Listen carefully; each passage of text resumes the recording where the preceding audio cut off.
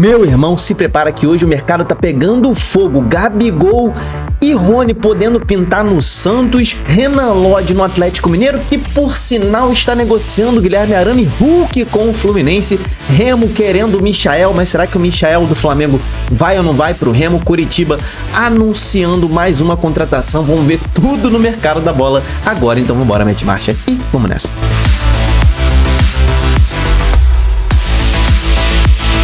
Fala, torcedores e torcedoras fanáticas e fanáticos, eu sou Diogo Cunha, seja bem-vindo ao Torcedorismo e a nossa atualização do mercado hoje, 23/12, véspera de Natal, tá todo mundo ganhando presente de Natal, muita coisa pra gente falar. Situação de Gabigol podendo pintar no Santos junto com o Rony, o Atlético Mineiro reformulando seu elenco, né? Encaminhando a negociação aí do Renan Lodge, mas dispensando Guilherme Arana e Hulk, Fluminense se movimentando, muita Flamengo, Ponte Preta, Guarani, Mirassol, Curitiba, muita gente pra gente falar aqui, então já se inscreve no canal todo santo dia, a gente tá atualizando aqui no Torcedorismo as principais movimentações do mercado. Então, sem mais delongas, vamos pra cima. O Curitiba anunciou a contratação do Tinga, ídolo do Fortaleza, o cara conquistou mais de 10 títulos com a camisa do Fortaleza, tava lá há muitos anos.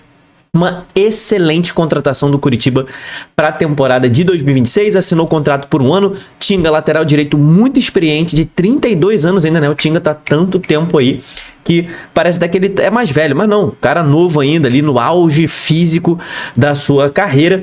E o Fernando Seabra, novo técnico do Coxa, pediu a contratação e o Tinga chegou para reforçar o Coxa depois de 9 temporadas no Fortaleza, com 26 gols em 389 jogos. Foi muito bem, ele que foi revelado pelo Grêmio. O Coxa se reforçando e começando a montar um time experiente, né? Já pensando em Thiago Santos vindo do Fluminense, Pedro Rocha vindo do Remo e agora o Tinga. O Coxa monta um elenco como eu montaria se eu tivesse voltando da Série B, tá? Um time experiente em Série A. Então é isso que o Curitiba tá montando nessa primeira temporada, porque o ideal é não fazer muitas apostas e contratar os jogadores certeiros que estão acostumados, sabem o que é uma Série A.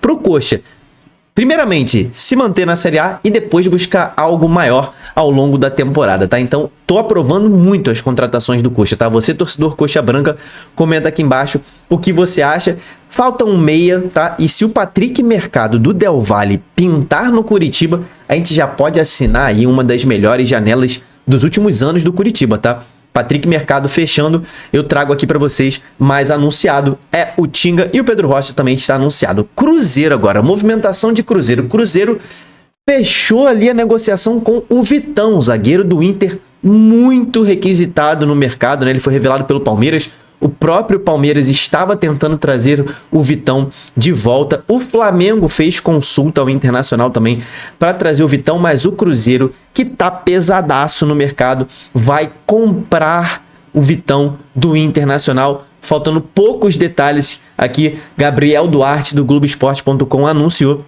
que o jogador já tem um acordo costurado até o fim de 2030. Então o Vitão, que está com 25 anos, faria um contrato até os 30 anos para defender a Raposa, tá? Ele que tinha contrato com o Inter até o final da temporada que vem. O Cruzeiro fez uma oferta ali de 7 milhões de euros, no caso seriam 46 milhões de reais por 80% dos direitos de atleta, e ainda vai ceder o zagueiro João Marcelo de forma definitiva e emprestar o Japa por um ano. Então assim, foi ali uma composição que os dois clubes fizeram que gastou dinheiro, tá? Se você for pensar que o Cruzeiro tava pensando em trazer o Nino do Zenit, mas o Zenit já tirou qualquer chance do Nino chegar no Brasil nessa temporada, e o Zenit tava falando em torno de 10 milhões de euros, o Cruzeiro traz o Vitão por quase pelo mesmo valor, tá? Se você pensar que foram 7 milhões de euros, mais o João Marcelo, mais o empréstimo do Japa, é algo próximo desses 10 milhões de euros que o Nino custaria, tá? Mais uma excelente contratação do Cruzeiro, que é um dos times que vem muito forte para a temporada do ano que vem, tá? O Cruzeiro já foi forte em 2025 na janela, agora virá mais forte ainda para 2026, mas precisa arrumar espaço na sua folha salarial. E por isso que a gente já liga aqui com o Santos. Santos e Cruzeiro retomaram a conversas por Gabigol por empréstimo, tá? Então o Cruzeiro, que não estava tão assim sedento para liberar Gabigol, viu que esses 2,5 milhões que o Cruzeiro paga por mês ao Gabigol, o Gabigol custa mais de 3 milhões, contando luvas, ao Cruzeiro, tá? Por mês, mais de 3 milhões por mês. o Cruzeiro viu que para ter um time hiper competitivo, ele vai precisar desse espaço na sua folha salarial desses 3 milhões do Gabigol. Não vai conseguir despejar o Gabigol de vez? Não. Mas Santos é o único clube possível que ver no Gabigol o valor que ele quer receber. Tá? Quem mais pagaria 1,5 milhão de salário para o Gabigol no Brasil? Acho que só o clube do coração dele, só o Santos, que tem toda uma ligação, foi onde o Gabigol foi revelado. E aqui, segundo o Globoesporte.com, matéria assinada por Ana Canhedo e José Edgar de Matos, as diretorias de Santos e Cruzeiro aceleraram as conversas de um possível empréstimo por uma temporada com divisão dos salários nas últimas horas. Aí o Peixe já informou a Raposa que não tem condições de arcar com todo o salário do Gabigol, né? Que tem mais 3 anos de contrato em Minas Gerais. Então bota aí, cara, olha só, 3 milhões por mês, tá? Que o Gabigol recebe em média. O custo do Gabigol no Cruzeiro são 3 milhões por mês, por mais 36 meses. Você que é bom de conta, faz aí, meu camarada, faz rapidinho aí. Na minha conta aqui, rápido, meu irmão, dá 48 milhões de reais. Não sei se eu acertei, mas ainda tem mais que pagar o Gabigol mais 48 milhões de reais em salários, tá? Então, o Cruzeiro tá tentando diminuir esse prejuízo. Cara, não sei se aqui a conversa por uma divisão salarial que pode chegar até 50% para cada lado. Foi exatamente essa notícia que eu ouvi falar mesmo. Não consegui confirmar essa informação, senão traria aqui como informação para você, mas é mais ou menos o que o Globoesporte.com tem aqui de notícia mesmo, tá? De que seria 1,5 milhão para o Santos pagar 1,5 milhão e o Cruzeiro 1,5 milhão. É mais ou menos o que o Globoesporte.com também falou. Quem sabe que o custo do Gabigol é 3 milhões, um pouquinho mais. Então, cada um... Cara, inacreditável como que o Cruzeiro deu esse contrato ao Gabigol. Agora, pro Santos é uma excelente contratação, tá? Primeiro que ele é menino da Vila, né? Então, ele vai vestir a camisa do Santos com muito amor, com certeza. Ele lá vai ser muito bem recebido. Então, é bom pros três, tá? O Cruzeiro, ele diminui essa folha salarial. O Gabigol vai ser titular no Santos, vai ser querido, vai ser amado. E o Santos recebe um jogador muito bom para essa temporada 2026. Acredito que esse negócio agora vai sair, tá? Agora vai sair. Não sei se o Santos tem como pagar 1,5 milhão pro Gabigol, mas acho uma excelente contratação. Outro que pode estar pintando no Santos é Rony. Recebeu algumas consultas de clubes da Série A. Rony é outro que no Galo, do outro lado de Minas Gerais, também não tá ali com o seu maior prestígio. É outro que recebe um salário acima de 1 milhão de reais. Inacreditável esse mercado, né? Como que o Rony recebe mais de 1 milhão, eu não sei, tá? Mas as conversas com o Santos são as que estão mais avançadas, mas ainda são preliminares. O clube entende que o negócio é viável por meio de um empréstimo. Então o Santos está indo de empréstimo em empréstimo, provavelmente também dividindo os salários com o Atlético Mineiro, né? Então seria um salário que o Santos arcaria com 750 mil, mais ou menos, e o Atlético Mineiro com a outra parte, mas o Santos tá de bobeira no mercado não, tá? Tá pegando só jogador de nome, mas que não tá em boa fase. Agora, contratações arriscadas, tá? Porque são custos altos, tanto o Gabigol quanto o Rony não estão em boa fase. Se derem errado, meu irmão, o Santos vai se ver com um prejuízo absurdo. Mas outro time que também está interessado no Rony é o Bahia, que já consultou o Atlético para tentar entender quais são os valores necessários. Olha lá, o Atlético pagou ao Palmeiras 36 milhões de reais para contar com o Rony. Ele fez 63 partidas, 13 gols e foi o vice-artilheiro do clube. Terminou a temporada em baixa, inclusive por conta disso aqui, ó. Em julho, ele entrou na justiça contra o Galo por conta de atrasos superiores a 2 meses no FGTS. O Galo foi lá e pagou para ele não rescindir o contrato, mas não ficou com muito clima por lá não, tá? E aí o Galo também está se movimentando no mercado, né? Tá tentando a contratação de Renan Lodge. Tentando não, tá praticamente certo. Renan Lodge, que vinha treinando no Atlético Paranaense, tá livre no mercado, né? O último clube dele foi o Al Hilal da Arábia Saudita e o Galo está com negociações avançadas para fechar com o Renan Lodge um contrato de 5 anos. Ele ainda tem 27 anos, ex-seleção brasileira, né? Experiência em Europa. O último clube dele no Al Hilal, ele não estava bem no Al Hilal, tá? Ele não foi bem no Al Hilal, não foi uma passagem muito boa, mas aqui para o nível brasileiro, o Renan Lodge é um bom lateral. 27 anos, o Galo renovando a sua lateral, né? Porém, meus camaradas, a situação é a seguinte, cara. Para onde vai a Arana, né? Porque o Renan Lodge chega com status de titular e o Atlético tem o Arana. E aí vai ter que...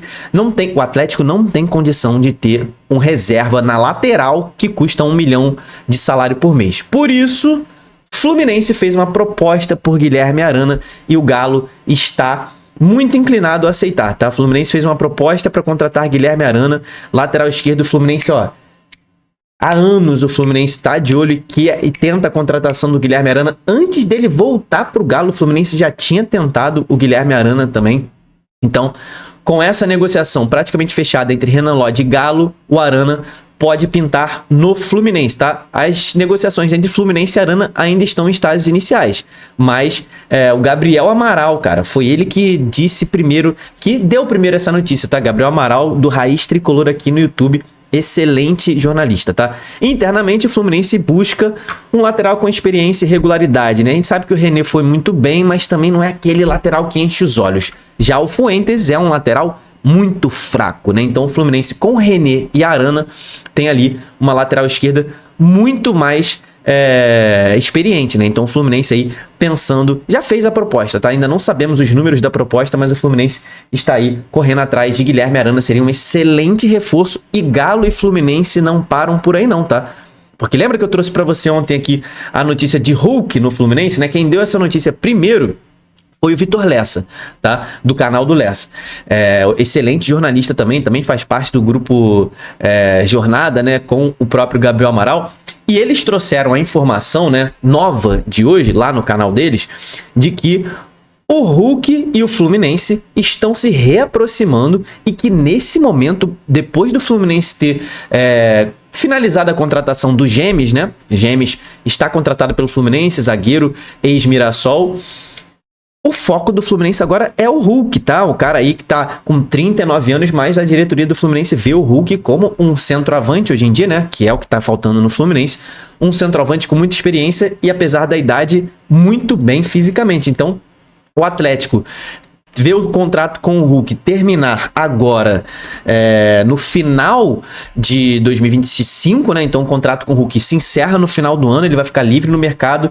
E, cara, o Hulk é ídolo no Galo, mas ele recebe 3 milhões de reais por mês lá, né? Então o Galo não tá muito inclinado para renovar esse contrato aí com o Hulk. E o Fluminense também não consegue pagar 3 milhões por mês. Então acho que o maior desafio do Fluminense vai ser... Óbvio que ele não vai receber 3 milhões, vai reduzir esse salário, mas ainda assim vai ser mais de 1 milhão, né? Então o Fluminense vai ter que tentar uma composição aí, provavelmente... Ó, isso aqui não é informação, isso aqui é o que eu acho, tá? Fluminense tem ali a Superbet, a patrocinadora Master, como um grande parceiro comercial. E a Superbet pagava o salário do Thiago Silva. Com o Thiago Silva saindo do Fluminense, né? Abre esse espaço na folha da Superbet, do patrocinador. Pode ser que seja o Hulk, esse cara aí. Cara, eu como torcedor do Fluminense, acho que já deu, tá? A carreira do Hulk, eu acho que ele foi um excelente jogador, mas não vale a pena contratar o Hulk pelo valor de salário e o espaço que ele vai ocupar na folha salarial de um clube como o Fluminense, que não tem dinheiro a rodo. Não gosto dessa contratação por parte do Fluminense, tá? Acho que o Hulk aí, o valor Hulk não vale a pena. Vamos ver, né? Pode ser que eu queime a língua, mas... existe a possibilidade de Hulk pintar no Fluminense. Ainda distante, mas existe, tá? E no Remo, cara, Marcos Braz deu uma entrevista coletiva hoje. E o que me chamou mais atenção foi o seguinte, ó. Objetivos do Remo no Brasileirão. Nós não iremos botar em risco nada que seja muito perigoso para que não obtenhamos o objetivo final, que é a permanência na Série A. Esse é o dever de casa. Temos um objetivo central, mas queremos a Sul-Americana. Então o Remo comunicando que deseja a permanência na Série A, mas que sonha com a Sul-Americana. E por isso, no mercado, ele informou, né, e também reconheceu que tá tudo muito rápido e que o fato da Série A começar logo agora, em janeiro, é muito prejudicial tanto para o Remo quanto para todos os times que subiram realmente, né? Os times que subiram precisam reformular o elenco inteiro em um mês.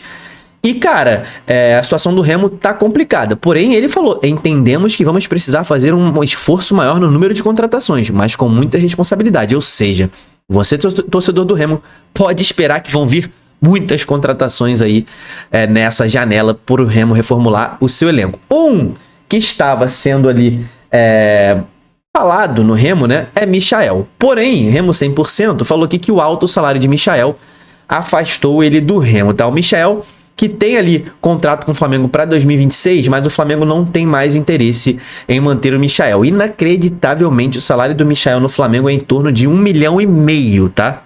Então ali, ó, o contrato com o Michael vai até 2028 com o Flamengo. O Santos já demonstrou interesse nele também.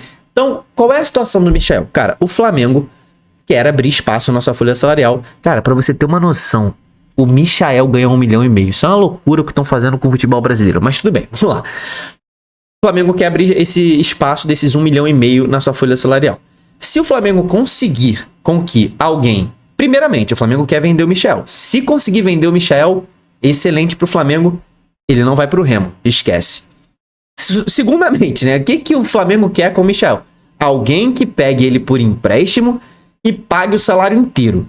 Acho difícil que conquiste isso, tá? Que consiga alguém no Brasil, pelo menos, que pague 1,5 milhão pelo empréstimo do Michael, um salário de 1,5 milhão, tá?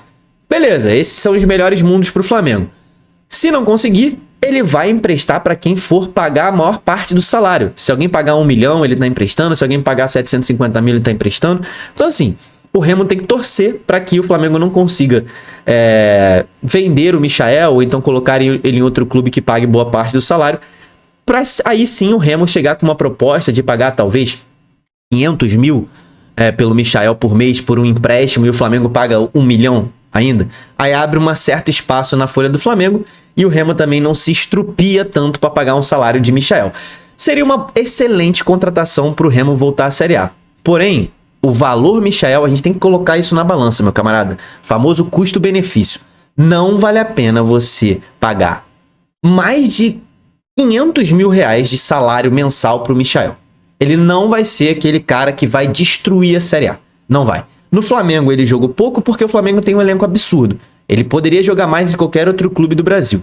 Ele ainda é um bom jogador. Mas ele não é um jogador que vai resolver todo o jogo. Então, para você pagar mais de 500 mil num jogador, ele vai ter que resolver o jogo todo. E, cara, acredito que a força do Remo tem que ser no elenco. Não tem que trazer uma estrela ou um cara individual.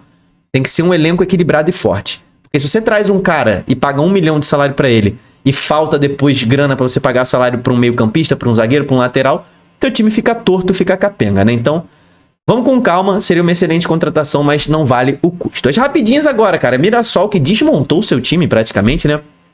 Encaminhou a contratação de Yuri Lara. Ex-Vasco e Bahia, jogador que estava no Japão, volante de 31 anos.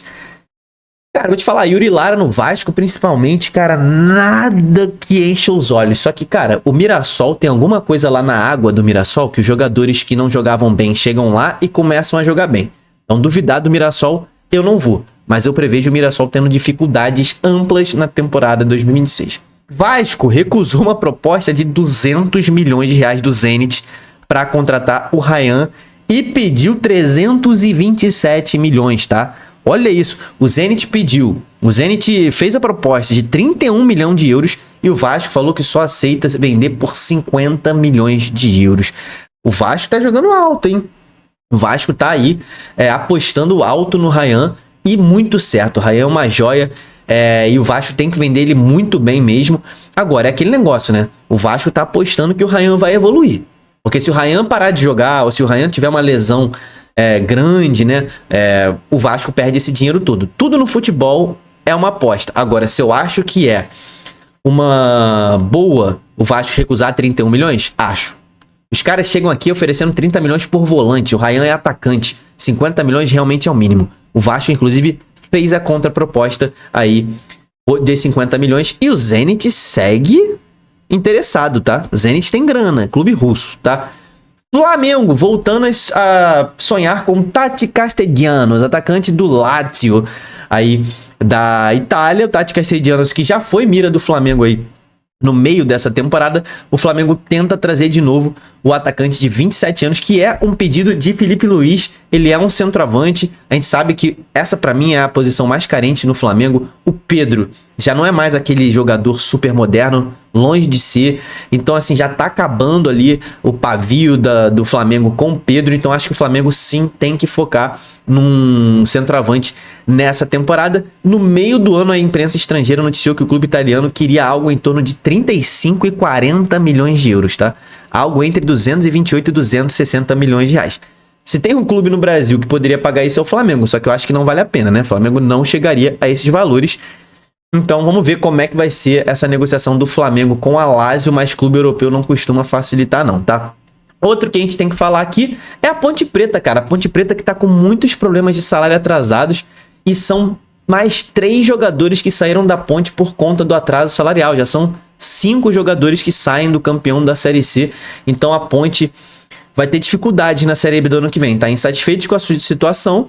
Lateral esquerdo, Kevin, o atacante Diego Tavares e o zagueiro Wallace saíram da Ponte Preta. Kevin com oferta do Londrina, Tavares na mira do Atlético do América de Natal e o Wallace aí foi anunciado, teria sido anunciado, né, no dia 9 de dezembro, mas já decidiu sair, já rompeu o contrato antes de jogar, inclusive. Já são 5 baixas, além deles, o volante Léo Oliveira com proposta do Juventude e o Gabriel Inocêncio também, que ficou só 3 dias no clube e foi pro Botafogo de São Paulo, que já tinha saído, né? A situação da Ponte não tá fácil, o elenco suspendeu as atividades até que as pendências fossem quitadas pela diretoria no último sábado. Então assim, cara, já conviveu com esse problema ao longo da Série C e agora que os jogadores voltaram a treinar, continuam sem receber.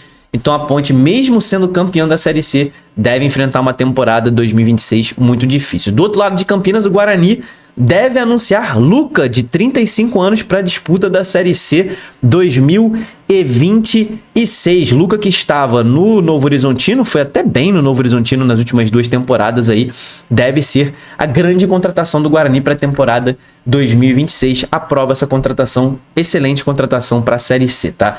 Comenta aqui embaixo o que você acha dessas movimentações no mercado, quem tá se movimentando melhor, qual clube no Brasil você acha que tá contratando melhor nessa janela. Se inscreve no canal para mais assuntos como esse.